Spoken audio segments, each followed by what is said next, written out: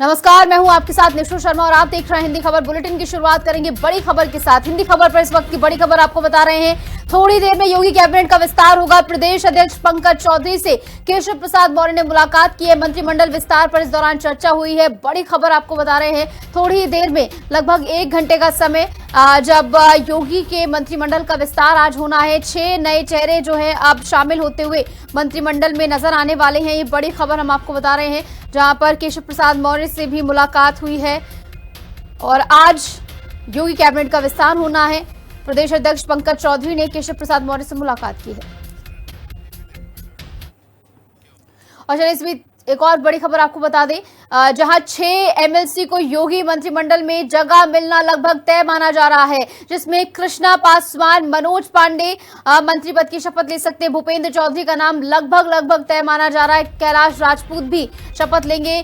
सुरेंद्र दिलेर और हंसराज विश्वकर्मा भी शपथ लेंगे। बड़ी खबर हम आपको बता रहे हैं। तो कुल मिलाकर नाम यहां पर साफ होते हुए अब नजर आ रहे हैं। पहला भूपेंद्र चौधरी, पूजा पाल, कृष्ण पासवान, मनोज पांडे, रोमी साहनी, सुरेश पासी, कुल मिलाकर ये तमाम नाम रहने वाले हैं जिन पर आज जो है मुहर लग सकती है। बड़ी खबर हम आपको बता रहे हैं, जहां पर थोड़ी देर में मंत्रिमंडल का विस्तार जो है होने वाला है। 6 एमएलसी को योगी मंत्रिमंडल में भी जगह जो है मिल सकती है। बड़ी खबर आपको बता रहे हैं, जहां पर कैलाश राजपूत भी शपथ लेते हुए नजर आएंगे। सुरेंद्र दिलेर और हंसराज विश्वकर्मा भी शपथ लेंगे।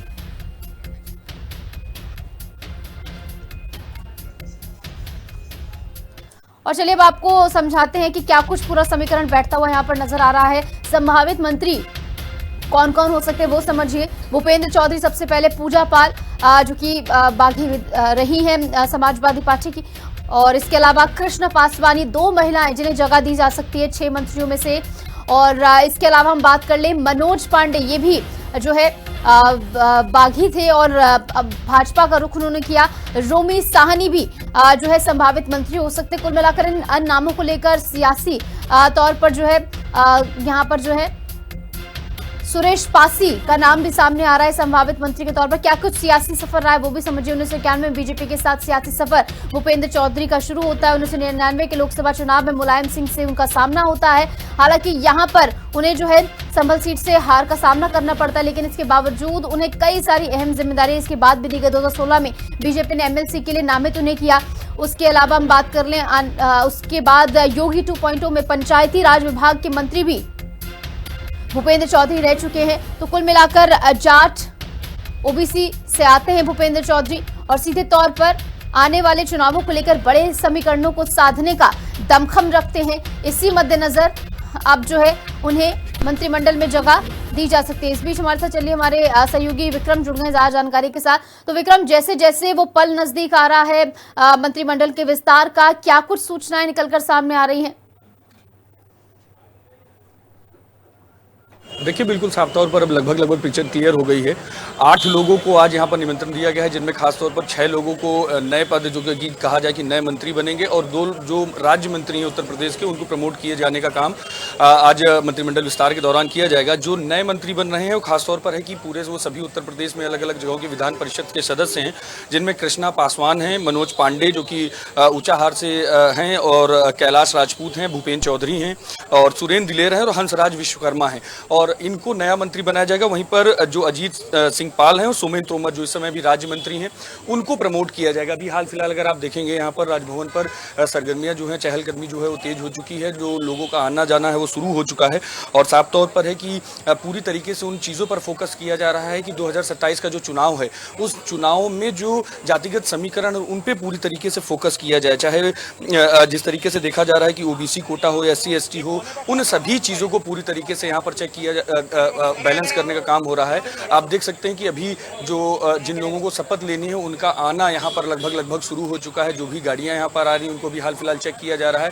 पुलिस फोर्स भी पूरी तरीके से अलर्ट पर है। बस कुछ ही देर में 3 बजे जो शपथ कार्यक्रम है वो पूरी तरीके से यहाँ पर शुरू कर दिया जाएगा, और लगातार लोग यहाँ पर अंदर जा रहे हैं। उन सभी चीज़ों में ओवरऑल अगर कहा जाए कि जिस तरीके से लोगों को जगह दी गई है मंत्रिमंडल में, साफ तौर पर एक बड़ा संदेश भी 2027 चुनाव के लिए देने का काम भारतीय भारतीय जनता पार्टी अपने स्तर से कर रही है, क्योंकि जिस तरीके से महिला आरक्षण को लेकर लगातार पश्चिम बंगाल में बात भारतीय जनता पार्टी ने की, उसका एक बड़ा रिजल्ट भारतीय जनता पार्टी को मिला है। तो ऐसे में महिलाओं की भागीदारी को बढ़ाने के लिए भी बड़े स्तर पर उत्तर प्रदेश मंत्रिमंडल में काम किया जा रहा है, जिसमें कि कृष्णा पासवान जो हैं उनको मंत्री पद बनाया जाएगा। और कैबिनेट मंत्री की अगर भी हाल फिलहाल बात की जाए तो दो लोगों का नाम है, जिसमें कि मनोज पांडे और भूपेंद्र चौधरी का नाम चल रहा है कि ये दो कैबिनेट स्तर के मंत्री बनाए जाएंगे और सभी जो हैं वो राज्य स्तर के मंत्री बनाए जाएंगे। तो ओवरऑल पूरे उत्तर प्रदेश के चुनावों को देखते हुए जो सोशल इंजीनियरिंग कहा जाता है, उसको पूरी तरीके से फोकस करने का काम बड़े स्तर पर बीजेपी अपने स्तर से कर रही है। जी बिल्कुल विक्रम, और साथ ही जरा ये भी बताइए भी हाल ही में जो है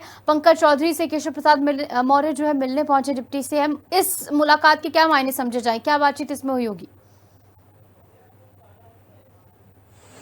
देखिए, बिल्कुल साफ तौर पर है कि चुनावों को लेकर जातिगत समीकरण मजबूत किए जा रहे हैं। पंकज चौधरी ने जब से उत्तर प्रदेश की कमान संभाली है, तब से एकजुटता के साथ सभी लोग जमीनी स्तर पर उतरे और बड़े स्तर पर तैयारी कर सके। इनको लेकर बड़े स्तर पर चर्चा चल रही, क्योंकि अभी तक की सभी की ड्यूटी जो है वो पश्चिम बंगाल चुनाव में लगाई गई थी। पश्चिम बंगाल चुनाव खत्म होने के बाद, बड़ी जीत हासिल करने के बाद अब सभी का फोकस उत्तर प्रदेश में है और उत्तर प्रदेश में सभी लोग एक टीम की तरह काम करें, इसको लेकर बड़े स्तर पर चर्चा चल रही है। और हाल फिलहाल आज जो दो मंत्री बनने वाले हैं, जिनकी बात की जाए, जिनमें कि हंसराज विश्वकर्मा और कैलाश राजपूत, जिन्होंने हिंदी खबर से बातचीत की, उन्होंने उसमें भी साफ तौर पर बताया कि जो संदेश है वो साफ है कि सभी लोगों को एकजुटता के साथ काम करना है।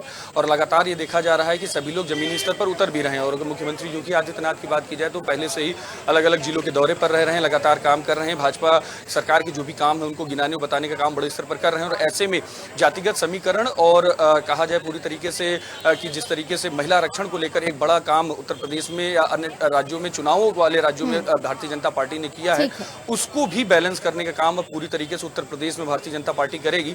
और महिला आरक्षण के लिए जिस तरीके से भी कहा जाए कि अखिलेश यादव का जो ट्वीट भी आया था, जिसमें उन्होंने कहा था कि अब ये देखने वाली बात होगी कि महिला आरक्षण की बात जो भारतीय जनता पार्टी करती है कैबिनेट विस्तार में किस तरीके से महिलाओं को जगह देती है। तो साफ तौर पर बीजेपी ने वो भी एक संदेश दिया है कि कृष्णा पासवान अब उत्तर प्रदेश में मंत्री बनाई जाएंगी और पूरी तरीके से उनको जगह दी जाएगी। तो आरक्षण जैसी चीजें जो भी है उस पर भी कैबिनेट विस्तार के दौरान पूरा जवाब देने का काम मंत्रिमंडल विस्तार पर जुड़े, जो कि थोड़ी देर में होगा। फिलहाल बहुत बहुत शुक्रिया, आप जुड़े तमाम जानकारी आपने साझा की। इस बीच